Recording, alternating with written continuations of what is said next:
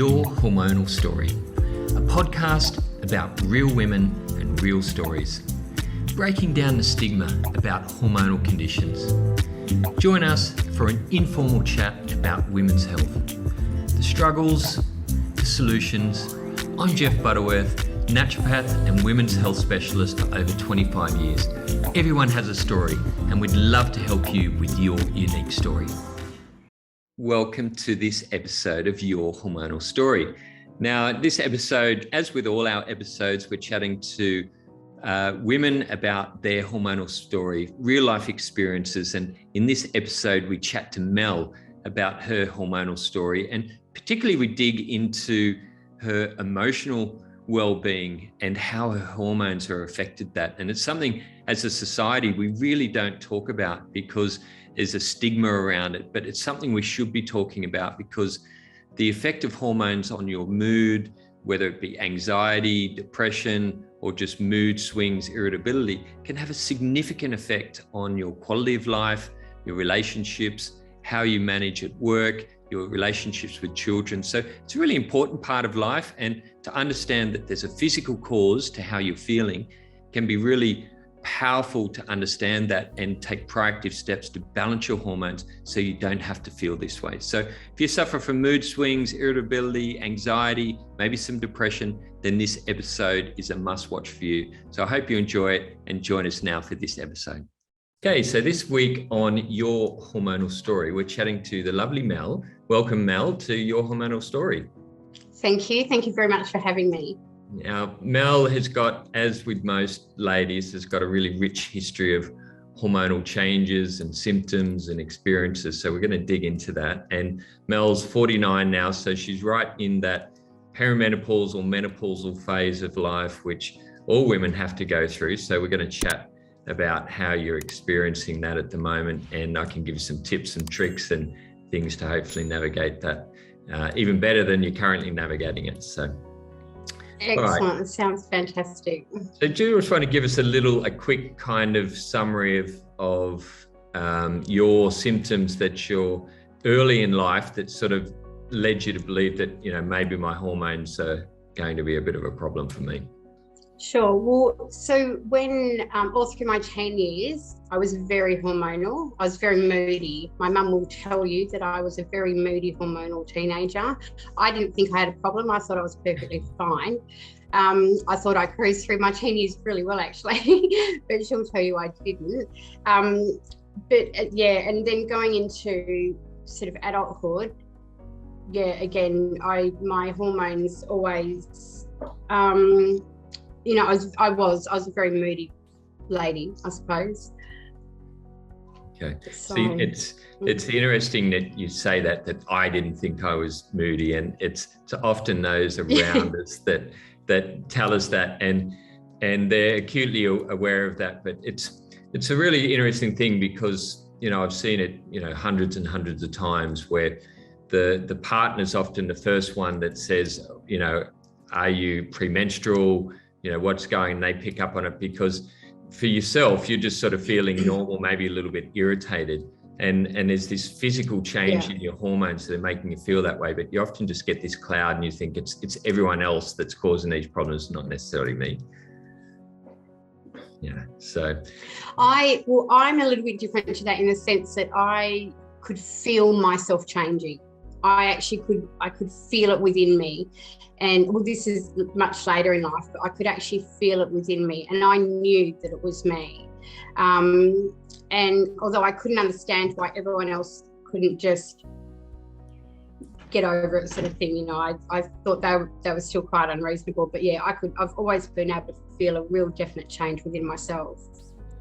And because hormones are really powerful mediators of mood, and you know, I often tell a story in the United States. There's physical cases of murder where women have got off because they're citing premenstrual tension and mood changes. So it's a very real thing. And this is what anyone listening, and what I'm trying to popularize as well, is the way you're feeling mentally is caused from a physical cause.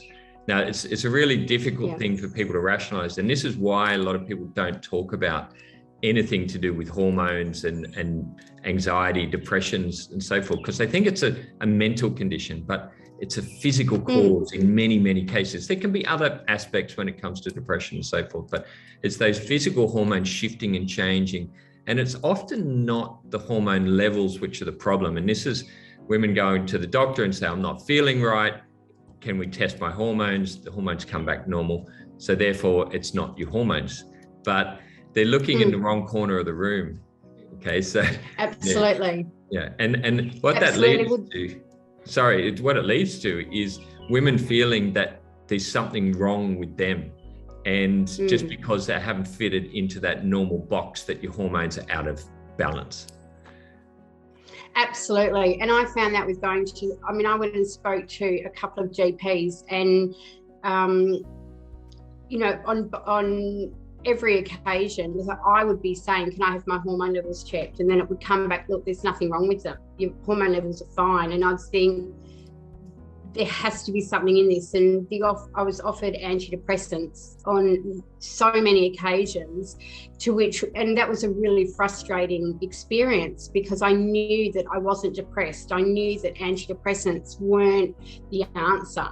And I knew that they weren't going to help anyway. So I refused on every single occasion. And it was quite frustrating to be leaving a doctor's surgery, because you go to the doctor and you're expected they're going to give you an answer or give you a fix of some kind. So it was a really lonely experience. And I also found that when I spoke to people that I knew,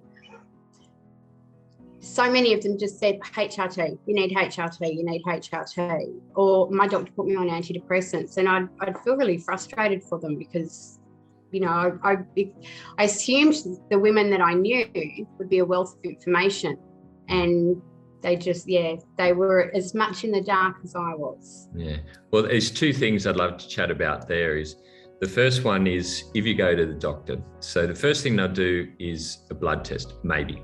A lot of doctors now are actually quite good. They won't do a blood test because they know it's not going to show them much, because they're ordering all these tests that comes back as normal. So a lot of doctors have figured out it's a waste of time, first of all. But then when it comes back normal, if you get that test, the toolbox is made up of, as you said, antidepressants, anxiolytics, anxiety medications, or hormones. Now, the problem with that is obviously any form of antidepressant or anxiolytic is a Band-Aid. Now, I'm not saying that for some people that is a solution, and it's a way to manage symptoms for sure, and some people need these medications. But if it's a hormonal base, you're certainly not treating the cause of that problem. Now, if they figure out that, yes, it's your hormones, and they do a symptomatic sort of assessment, go, yes, it seems it's getting worse when your period's coming, it's very cyclic. Okay, so the next tool that they have is either the oral contraceptive pill, and we'll get into your history around that as well, or HRT. Now, we know that particularly in teens, that the pill is a common trigger for anxiety and depression. And so you've got this never-ending cycle of not managing this at all. And it's such a shame, because we've got this epidemic of women now with hormonal issues, and all they've got are antidepressants, anxiolytics, and hormones. So, and this is why we are so popular these days, because we're offering an alternate solution to that by actually managing the hormones in the first place. And that's why we get such great results. Now, the second part that's really interesting, you said, is you're chatting to your friends. And I was chatting to some ladies in the US late last year, and they said to me, unfortunately for us women, we've got really three options when it comes to dealing with and understanding hormones. So the first is, if they feel they've got symptoms, they'll go to their doctor, and they experience exactly what we were just talking about: antidepressants, anxiolytics, or hormones. 10 minutes and you're none the wiser. Maybe a blood test that tells you're going crazy because nothing's wrong with you. The second one is they get onto then Dr. Google, and they try and figure out what's happening for themselves. Now, I actually don't think that's such a bad thing, because it's part of that gathering information and seeing, are these symptoms me or not, and it's part of the journey. Or three, they talk to their girlfriends. And this is really the biggest source of information for women, and it's been going on for centuries, but they chat to the girlfriends. And again, that's how come we've become so popular, because women are talking, and I did this, and this is how you found us as well. But when you look at it, it's a really faulty system, right? There needs to be more information for all women about, not going crazy. Your hormone shifting is the fluctuation. This is what we're trying to popularize and have that conversation, not just inside friends circles, but in society, that, there's a big problem here. Hormonal imbalances are 10 times worse than COVID ever was, because it's affecting literally millions of women every single day. And as we chat right now, there's young women sitting in the doctor's surgery trying to figure it out and not getting answers. So, you can see how passionate I am. It just drives me nuts, because, in this day and age, women have just been let down. I agree, and that's one of the things that I found most frustrating.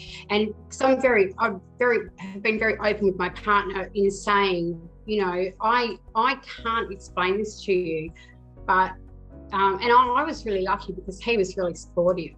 And, but we tried all different things as ways of communicating with each other for me to say to him, I'm not doing okay, but, there's still certain levels where another person's had enough. And then when you just don't know who to turn to and you don't know what to do, it's. So, like you say, I did find out about you guys through a friend, and she said to me, my sisters swear by this. And I just went, I'm in, because you sort of, but I suppose I hope that the word of, the happy communities just spreads so far and wide, because it's, from what I can see, it's giving so many women just all the answers that they need. Not just in the products, but in the community. Yeah, and it's what we do with Happy Hormones. It's just a tool. It's all the dietary and lifestyle advice and everything else we offer. We're trying to educate women that really what they do in their diet and lifestyle is so critically important to balancing hormones. And then Happy Hormones is a great tool to kind of just help the body along the way. So, to be honest, is probably most of the women watching this right now is they sit on the fence for months and years. And it's not uncommon for us to see ladies in our community that will say, and I can see there might have been in a group for 3 or 4 years, and they'll answer a question, what can I do about my menopausal symptoms? And they've been seeing this stuff over and over and over, but they are very skeptical when it comes to hormones. If we were to offer something that's going to lose 5 kilos in 5 days, we'd sell hundreds of thousands of them. But it's a strange thing that women are very skeptical when it comes to any sort of hormonal thing. Maybe it's through lack of understanding, I'm not sure, but we're really just scratching the surface. And hopefully the ladies listening, we're doing a clinical trial at the moment for menopausal symptoms with Happy Hormones. So that should be out later this year. So that'll give us that kind of we've already got the scientific basis from the individual ingredients, but when you put them all together, that's when the magic tends to happen with Happy Hormones. So that's going to be great. Absolutely. I think with what you've just said, I suppose there's that, when you do hit a Google search, there's such a long list of products that may assist in such and such symptom. I personally tried quite a few different things. I don't know, couldn't guarantee for how long for or anything, but I suppose there is a lack of faith in so many things when it comes to hormones. So, and the trick is, I suppose, to just keep stick it out and wait for the results. Yeah. Well, unfortunately, in the supplement market is this may or may not interest people, but the margins, the profit margins are so small when you start to get into a retail situation, because there's distribution, there's marketing, there's everything like that. So to make a profit profitable, you've got to either go with very singular ingredients or poor quality ingredients or low dose of ingredients. And most of the products on the market are this, whereas we've deliberately stayed direct to consumers so that we can put the level of ingredients into the product that's actually going to be effective. So and you said you've tried a lot of different things. 99% of stuff that you're going to buy over the shelf in the pharmacy is not going to work because there's not the level of actives. And when you see products that are heavily discounted through these discount chemist chains, there's a reason for that, because they've got a heap of stock, it hasn't worked. And it's a bit of a shame, because that's letting women down as well. They're looking for options, but they may not find that. Now they'll say, well, I tried the natural stuff and it didn't work for me, but they didn't try the right ones. So absolutely. So tell me a little bit about where you're at now, and probably from a little, talk me through when you first started to see changes in your cycle and the perimenopause or menopausal phase that you're in at the moment. So my cycle hasn't really changed. I'm still very, very regular. The only change that I can say that has happened recently, and I don't know if this is something that, you know, is you're happy for me to say, but since I've had my COVID vaccinations, my period has got very heavy again. So I went from lasting maybe 3 days, with one pretty average day and 2 really, really light days on either side. And from immediately from my first vaccination, I'm very heavy for at least 3 days, and with loads and loads of clots, and that hasn't been me ever. So that's just my own personal little thing that I have noticed in terms of that. So my cycle itself hasn't really changed over the years, but my symptoms have been like my mood swings. Like I know when I'm ovulating based on my mood, and I know when I'm just before I'm about, like I can pinpoint when I'm about to start my period to the, you know, like from a day before. So I used to be putrid, like nasty, mean, angry, short-tempered, horrible, like no one was really, you know, everyone, I wasn't very polite to anyone. But I specifically had absolute hatred towards my partner, and I would plan to leave him every single month. And I would have it all worked out, and then all of a sudden my levels would go back to normal and it was all over. So that was really debilitating for us. And I would say probably December and January, that just stopped. So that's after September, October, November, December, probably 3 to 4 months after starting taking happy hormones, and then happy calms somewhere in there as well. Those feelings just absolutely stopped. I couldn't go a night. I went from sleeping really well all night to waking up repeatedly with hot sweats, and I'd have hot sweats during the day, you know, feet in the blanket, feet out of the blanket, feet in the blanket, feet out of the blanket, you know, that whole thing. All of that's gone away. I don't have any of that anymore. I used to get restless legs every night. I haven't had restless, gosh, I couldn't even tell you when the last time I had restless legs was. What else? My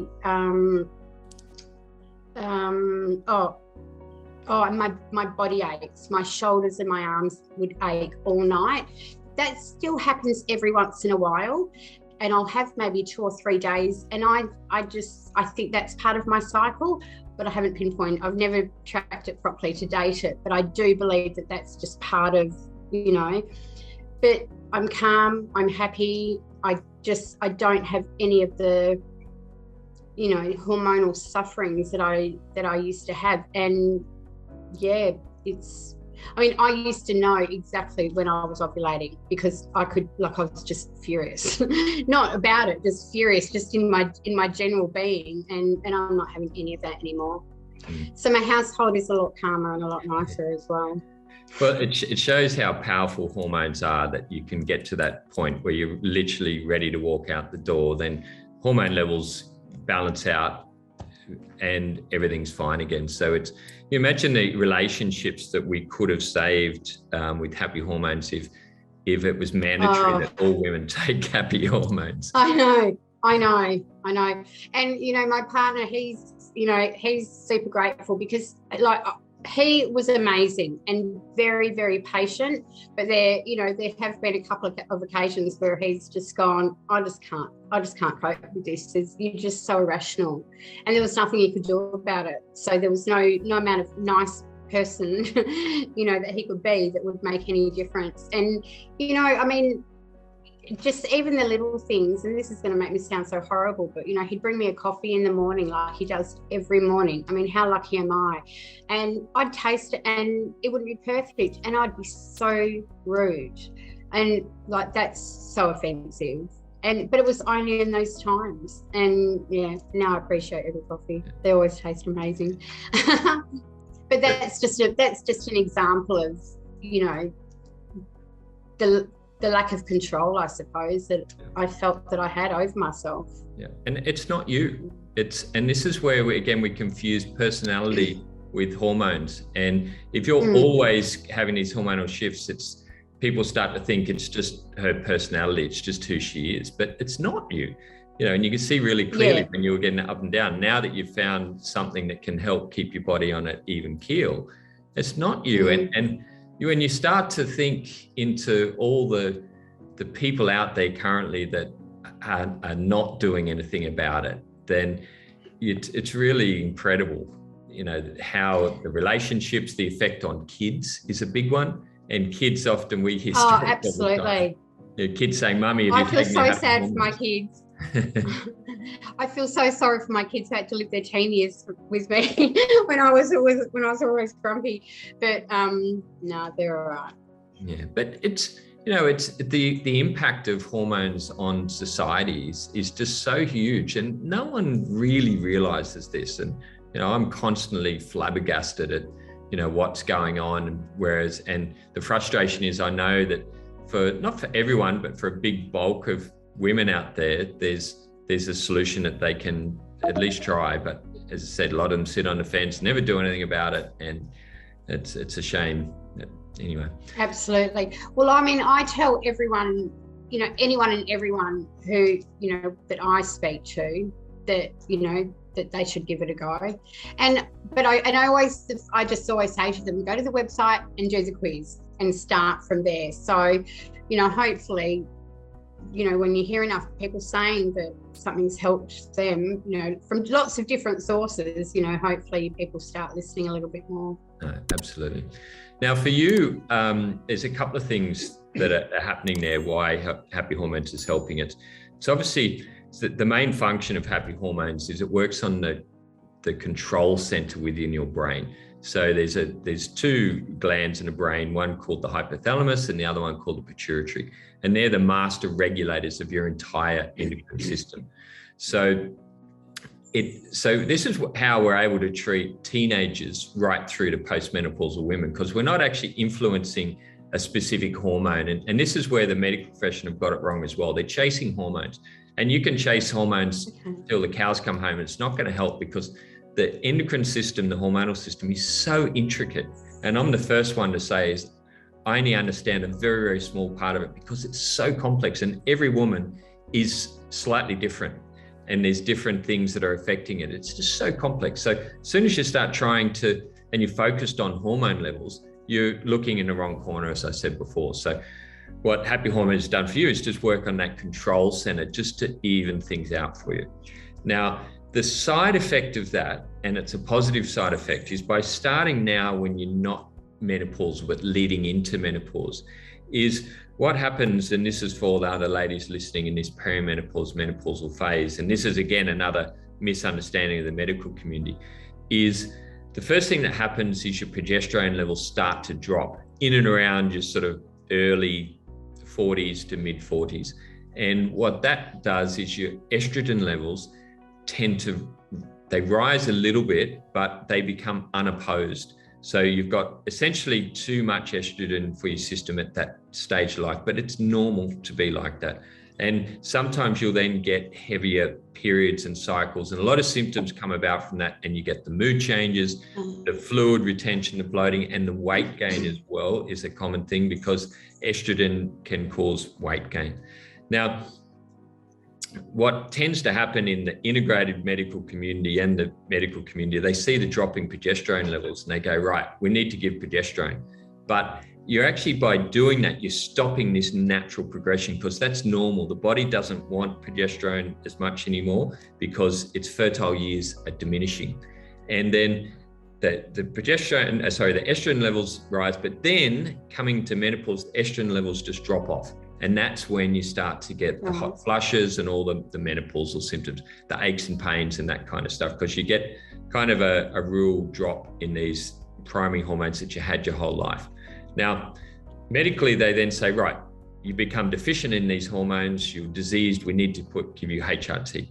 Now, that'll make you feel better, maybe in the short term. It stops the hot flushes and stuff, but you're stopping that natural cycle. And what actually is happening is those drop in progesterone and estrogen signal to the body to produce an alternate hormone system. And that alternate hormone system is more androgen based, and it comes from your adrenal glands rather than your ovaries. So this is the proven physiological process, but the medical community through HRT have just conveniently forgotten this process. So now, long story, I tried to explain that as relatively simple as I could, but what you're doing is, with Happy Hormones, is you're supporting that natural physiological process, so that as those hormones drop off, your androgen-based hormones are slowly increasing, so that when you hit menopause, then you don't have this massive flare-up of 50 hot flushes a day and you can't survive. And a lot of the women that come to us are in that phase. But the best thing that you can do is start on our approach when you're perimenopausal, before you get to menopause. And that's, you sail through that journey so much better. So you've taken Happy Hormones for your moods, but you've actually working to really nourish that natural hormonal balance. So that's awesome. I'm glad I've started in time then.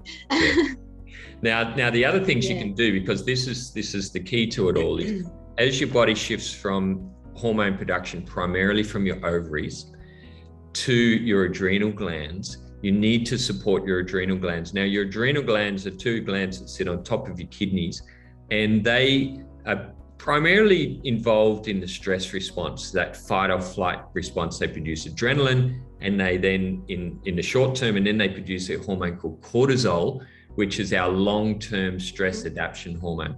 So that's the hormone, if you're chronically stressed or in times of famine, that hormone increases and it helps us to cope. It's an anti-inflammatory, but the body can only stay in that stressful situation for so long. And what we're finding is women are chronically stressed from working full-time, from managing households, to everything that goes with COVID, to everything that we live in such a stressful society now. So the adrenal glands don't cope as well as they should, and they cannot take over the production of these alternate hormone systems. And that's the biggest problem. And if you can manage your stress levels well through exercise, meditation, reading a book, taking time for yourself, and it's a really important time in a woman's life that she does, because the kids are often starting to leave home and you've got a little bit more time for yourself. It's really important that you nourish yourself and make sure that those adrenals are prepped and primed to go through this. It's probably, apart from when you first get your menstrual cycle as a teenager, menopause is the biggest journey or transition that you're going to go through in a woman's life. So you really got to support yourself, nourish yourself. It's super, super important. Absolutely. I agree with you 100%. Okay. Now, the other side to that, and we're always harping on about diet and lifestyle, is you need to give your body the cofactors to produce these alternate hormones as well. So that comes obviously in the right diet and lifestyle, but particularly healthy fats, good fats. Yeah. So different avocado oil, nuts and seeds. Avocado is really good. Fatty fish is another source of these oils. And there's another oil that's really good that you can supplement called evening primrose oil, flaxseed oil as well. Just a little bit of these oils, or making sure you're having enough of these nuts and seeds, is because these are the cofactors that the body uses to produce hormones. So we actually make hormones from cholesterol. And that's why around menopause, women, their cholesterol levels often rise. and then the doctor will put them on cholesterol lowering medication, but you're actually removing the source of what they need for their hormones. So that puts them into a whole nother spin and cycle as well. So there's a few little tips for you there. It's good info, good knowledge. Yeah. Now, I want to dig back a little bit just with your partner. And you said he's a saint for managing. He's pretty close. So tell me what, you've obviously had those conversations. Tell me how he voiced the way that you were sort of behaving and how he managed to cope with that, because there's always two sides to every story, and he's obviously could see that you were changing, there was hormones, but tell me a little bit about how he managed that time. Initially he'd ignore my rubbish behaviour. So if I wasn't being polite, he just ignored it. He just acted as though I wasn't doing anything all that bad. And that did nothing. Like, that did nothing to stop me from did nothing. I didn't pay attention to that at all. And then eventually at some point he'd say to me, enough, you got to, don't speak to me like that, or or I'd lose my temper over something, and he'd say, that's enough. It's unnecessary. You've overreacted. He'd call me out on my really bad behaviour once he'd sort of had enough.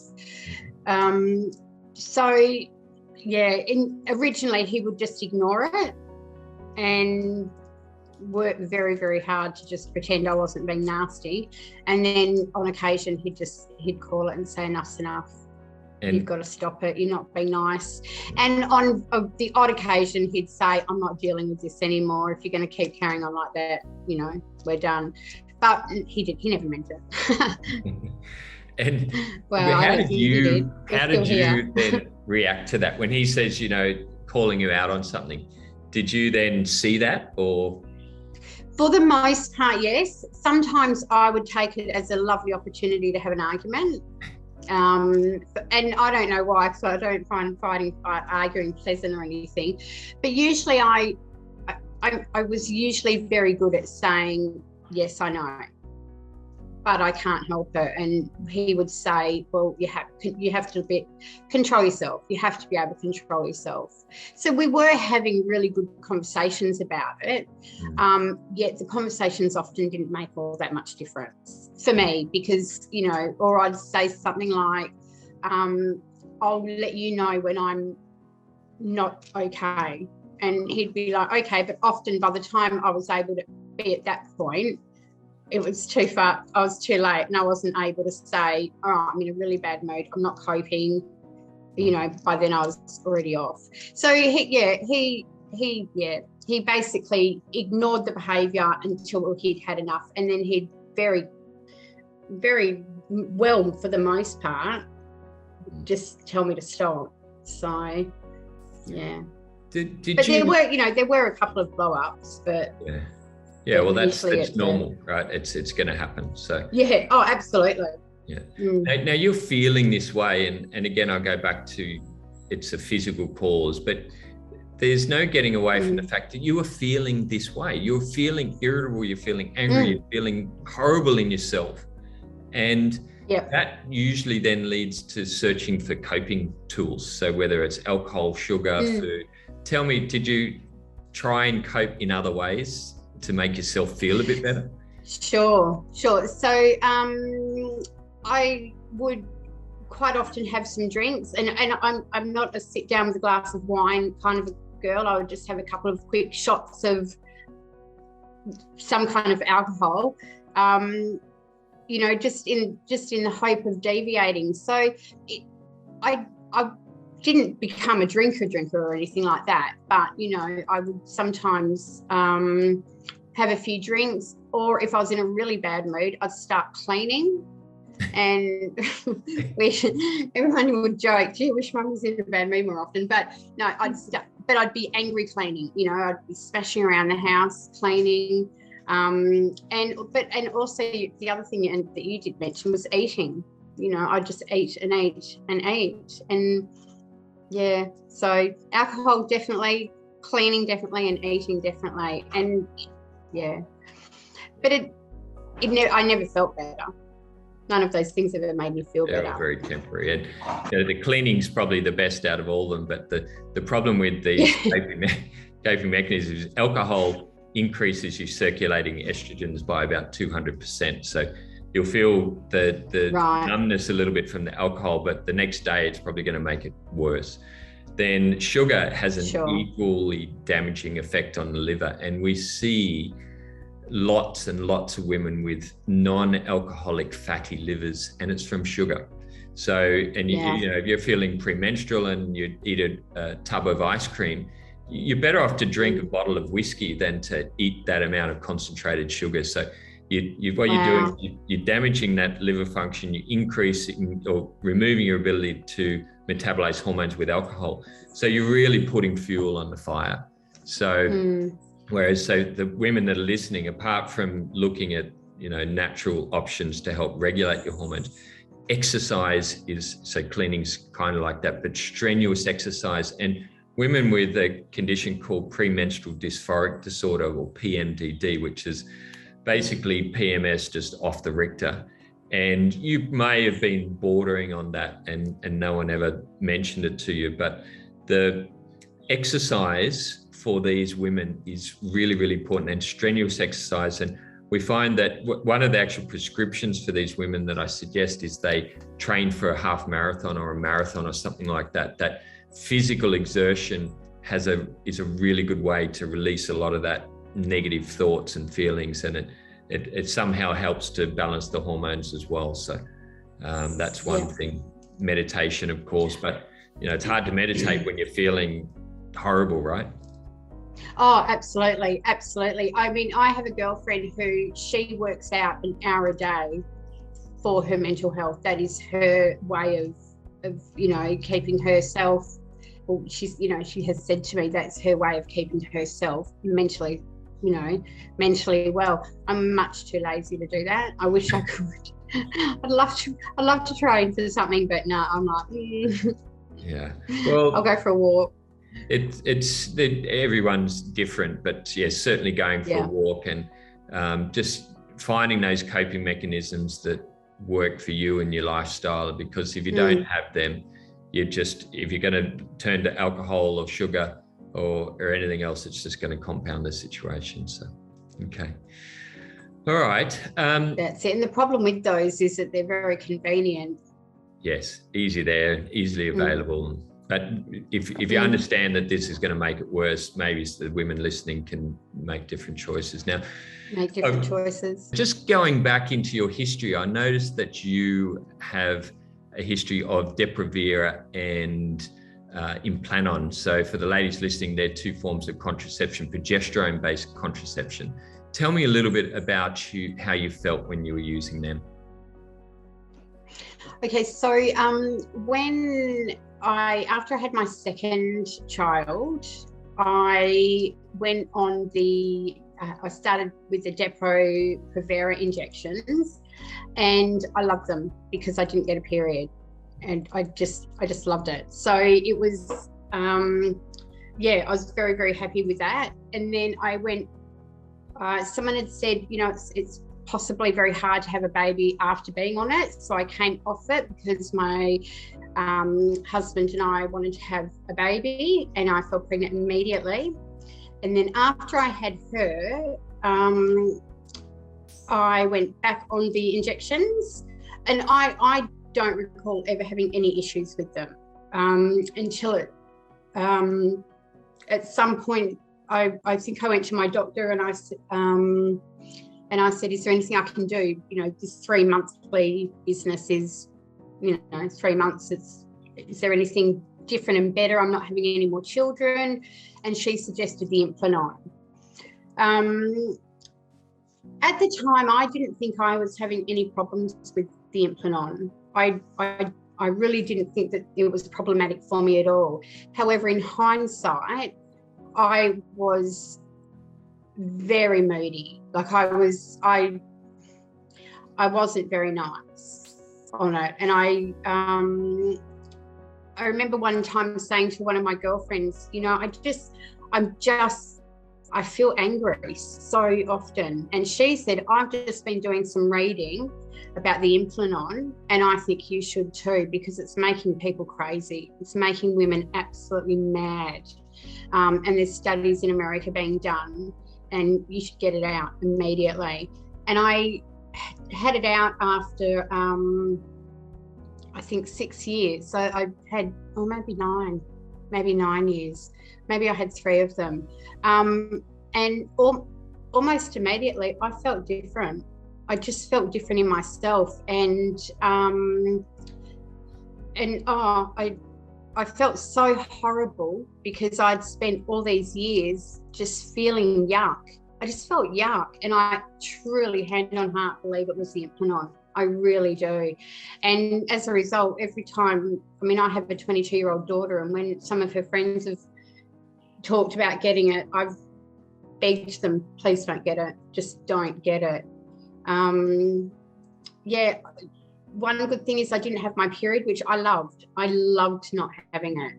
Yet, you know, I spent nearly 10 years just feeling gross. Yeah. And I truly believe it was that. Yeah. And there's some quite strong studies too showing that it reduces your bone density over time too. So you need to be careful. Right. That too. So yeah.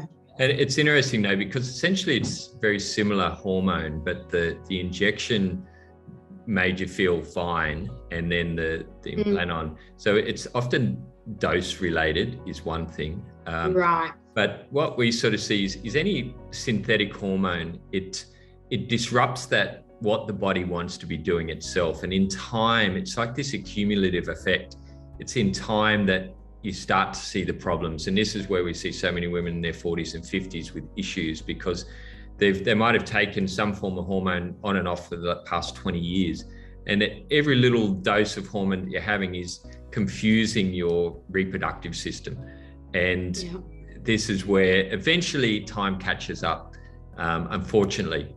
And it's a shame we don't have better options, but they certainly can contribute. And if you have issues with metabolizing hormones, so breaking hormone down and excreting them, and many, many women do, that's where you generally feel bad and can even make you feel nauseous, weight gain, all sorts of things. But for you, you seem to have a real sensitivity to the hormones affecting obviously your nervous system and affecting your mental health. So some women might be more sensitive where they just bloat, or you know they get really heavy periods, or so every woman's slightly different in their sensitivity to hormones. So sure. Yeah, okay. So but in saying that though, for certain women, as you said, you felt great, and for women with, for example, endometriosis or polycystic ovarian syndrome, they can be great to manage the symptoms. But I would say to women is, you know, understand what this potential side effects are on your body long term. So, and ideally, much better to manage those symptoms naturally if you can, than have to rely on anything synthetic. So, and you know, that's what we're here for. So, yeah, absolutely.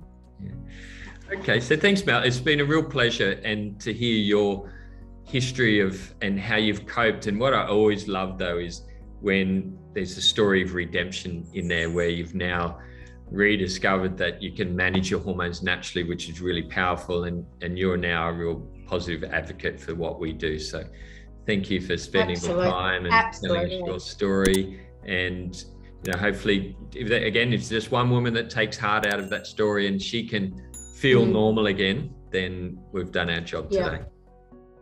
That's it, absolutely. Thank you so much for having me. But yeah, my hope would be that someone who suffers, you know, is suffering how I was, just with feeling so just alone and, you know, like I wanted to wreak havoc out in the world, you know, that's just gone now, and it's such a nice place to be.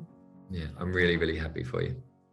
Excellent. Thank you so much for your time, and thanks for having me. Thanks, Mel. Bye now.